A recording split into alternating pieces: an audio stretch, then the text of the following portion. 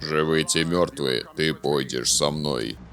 Навукова-фантастычны баявік пра кібарга-паліцэйскага Рабакопа выйшаў у пракат у 1987 годзе. Атрымаў шмат узнагарод кінасерыю 4 паўнавартасныя фільмы і, канешне, залёг глыбока вобразам у сэрцы ўсіх дзяцей 90-х. Жалезны коп, што павольна ходзіць, рыпіць як сапраўдны механізм і праз свае высокатэхнічныя візары добра цэліць па панках, наркаманах, бандюках і іншых маргінальных асобах Дэтройта. Надышла восень 2023 і выйшла чарговая, як у прынцыпе ўсім падавалася адразу, гульня па старой франшызе, на якой намагаюцца зарабіць. Тым болей, што выдавец адказваў і за максімальна агідны голум па ўладару пярсцёнкаў, што лічыцца ледзь не найхужэйшым рэлізам года. А распрацоўшчык Тыён нарабіў трыльён незразумелых гульняў на Nintendo, ну і Тэрмінатара апошняга, што Resistance і падаецца не зусім лажа. Ну, Рабакоп і Рабакоп.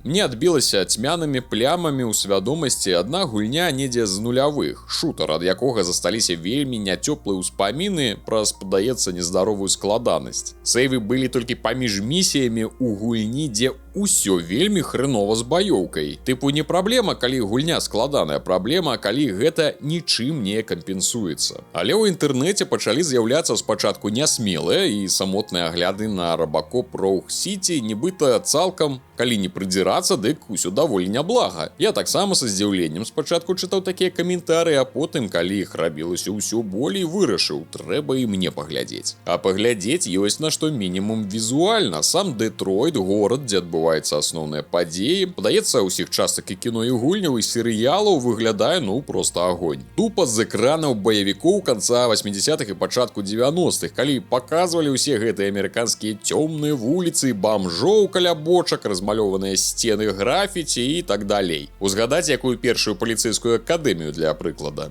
Не ведаючы яшчэ, на чым зроблена, я быў упэўнены. Гэта фатаграфічная прыгажосць мінімум павінна быць на рухавіку 5 Unreal, не менш. Так і аказалася. Праўда, на гэтым усе магчымасці рухавіка і вычарпаны, бо ўжо убудаваныя мадэлі іншы раз выглядаюць вельмі не адсюль. Нібыта іх малявалі шмат раней і на іншым Unreal. А колы копаўскай машыны не тое, каб далёка адышлі ад шматвугольных форм мінулых гадоў. Бефездаўскі падыход да дыялогаў, дзе твары на паўэкраны хоць і не выглядаюць так жудасна і запалохваючы, але ж нешта ў іх не так. Хаця паводзяць сябе даволі жыва і варушаць нават сваімі сківіцамі. Асобна вылучу вусны Алекса Мёрфі, што будуць суправаджаць нас на працягу ўсёй гульні і бліскуча вабіць да сябе з-пад металічнага шлема. Думаю, што іншыя дзяўчыны пазайздросцяць гэтым малышкам. Так іх старанна вымалёвалі дызігнеры і так сакавіта адбіваюцца на іх сонечныя прамяні. Хай-кваліці контент, не меней. Другая прыгажосць наступае ў часы першых боек, калі шмат што ад вашых трапных і не вельмі стрэлаў пачынае разлятацца і разрывацца. Са слупоў пааббіваць бетон і тынкоўку з ворагаў шлемы і часткі цела, а калі гэта падчас нерэдкіх імгненняў запавольвання часу, дык зусім прыгажосць. Нармалёвы экшон у межах 5-га Unreal. Хадзі і страляй, хадзі, бо гэта ўсё ж Рабакоп, а не нейкі ніндзя. Перасоўваецца ён павольна, толькі іншы раз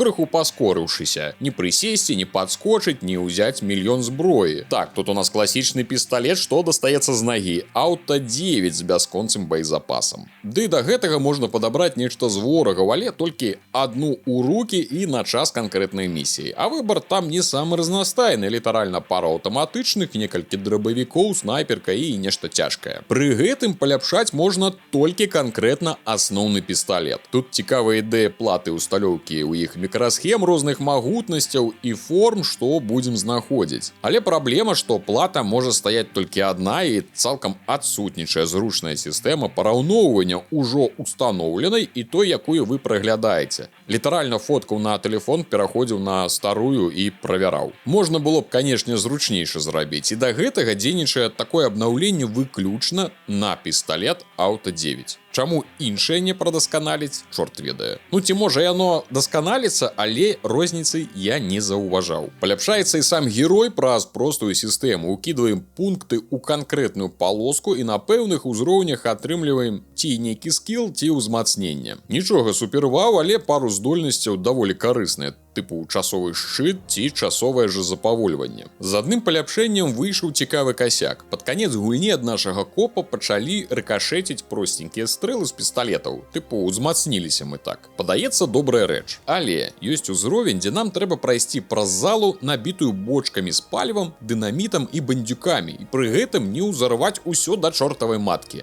І што адбываецца? Правильно, стрэлы ворагаў рыкашэцяць ад нас у гэтыя бочкі і місія правальваецца. Гэта адзінае месца, якое перапачынаў разоў з 5, пакуль на звышпрафесійным узроўні не павырубаў усіх, не даўшы ў сябе патрапіць ні разу. Яшчэ ёсць кайфовая механіка ўзлому, калі рабакоп выбівае замкнёныя дзверы ў пакоі з ворагамі, адразу спрацоўвае аўтаматычнае слоўмо, што відовішна і вельмі мне падабаецца. Іншы раз такія сітуацыі ускладняюцца імавернымі закладнікамі, якіх трэба паспець выратаваць, пакуль іх не застрэлілі. Сама баёўка не супер складаная, наш жалезны дровасек хоць і ходзіць павольна, але ж можа вытрымаць вялікі ўрон, плюс ёсць сілавыя шчыты, шмат аптэчак і агулам ворагі вырубаюцца даволі хутка пры трапнай стральбе. Паўсюль усялякае, што можа выбухаць, кідайцеся стульямі, маніторамі і вялікімі сметніцамі. Ці матацыкламі з-пад агрэсіўных байкераў у агрэсіўных жа байкераў, і ўсё гэта выбухае. Пры сваёй павольнасці гэта больш падобна на цір, бо няма хуткіх перамяшчэнняў, нельга прысесці, схавацца за ўкрыццём. Выходзіш на прастор, люта заскрыптаваныя ворагі пачынаюць страляць, візар вылучае казлюкоў, і вы іх адстрэльваеце. Нам нават дадуць зноў пабіцца з ЕД-209 з кіно. Дзякуй Богу, гэта не папулярны зараз адкрыты свет. Усё болей мяне цягне на канцэнтраваныя прыгоды, дзе ўсё побач, па метках, і не трэба рабіць выгляд, што я тут жыву 100 гадзін. Ёсць паліцэйскі участак, па якім можна швэндацца, там нават пара мінімальных дурных квестаў ёсць, тыпу, ну ты ж робот, ідзі разбярыся з электрычным шчытком. У пастарунку будзем валандацца паміж асноўнымі сюжэткамі, ўсё зроблена цалкам як у кіно. Тут распрацоўшчыкі малайцы не сталі гуляць у мастакоў, якія тыпу мы так бачым. Паўтараюцца ўсе лакацыі, і нават ёсць тое самае месца на заводзе, дзе ў кіно Алекса Мёрфі і забілі. Ну, памятайце, з канапай, телекам і вось гэтым усім. Нават паліцэйская машына также з іскрамі выязджае з гаража, ўсё як у кіно.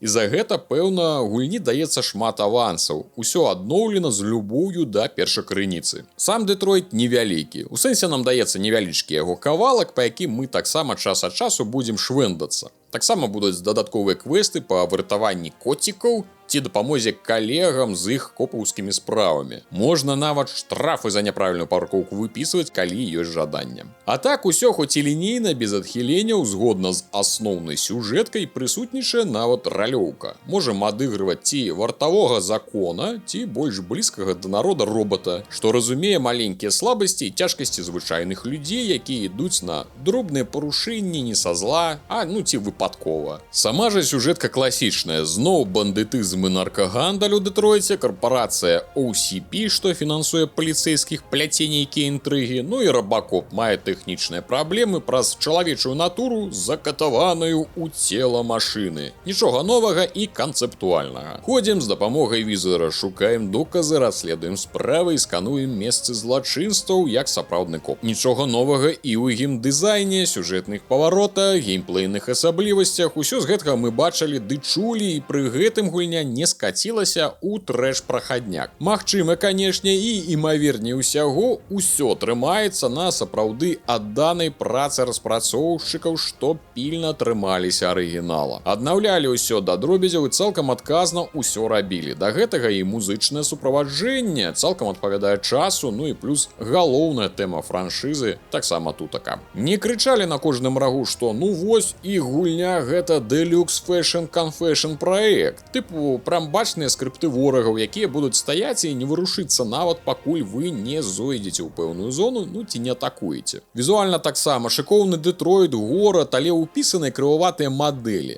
Карацей, хлопцы яшчэ вучацца рабіць нешта адрознае ад кансольных торкалак, бадзялак, і калі б гэта быў не сусвет Рабакопа, тады пэўна не звярнулись толькі ўвагі на нармальны сярэдні шутанок. Праходзіцца гэта багадзельня адносна хутка, недзе за 15-16 гадзін пры неспідранерскім тэмпе. Лёгкая, бо памерці тут яшчэ трэба пастарацца, але месцамі вельмі прыгожая, атмасферная і цалкам адпавядае на мой густ рабакопаўскай стылістыцы. Так што, ў прынцыпе, можна ўзяць і пагуляць, але ж паўтаруся, да яе трэба ставіцца з не самымі высокімі патрабаваннямі да якасці. Дарэчы, пра патрабаванне да гульні, гэта халера здолела забіваць RTX 3060 на 100% і выставіла не самыя высокія налады, а месцамі добра скідвала фепісы, дзе было шмат святла, так што будьце пільнымі з не самым моцным жалезам. Unreal Engine 5 усё ж такі. Недзе ў сярэдзіне гульні я заўважыў, што шмат жанчын ходзяць з гуляй на галаве замест ці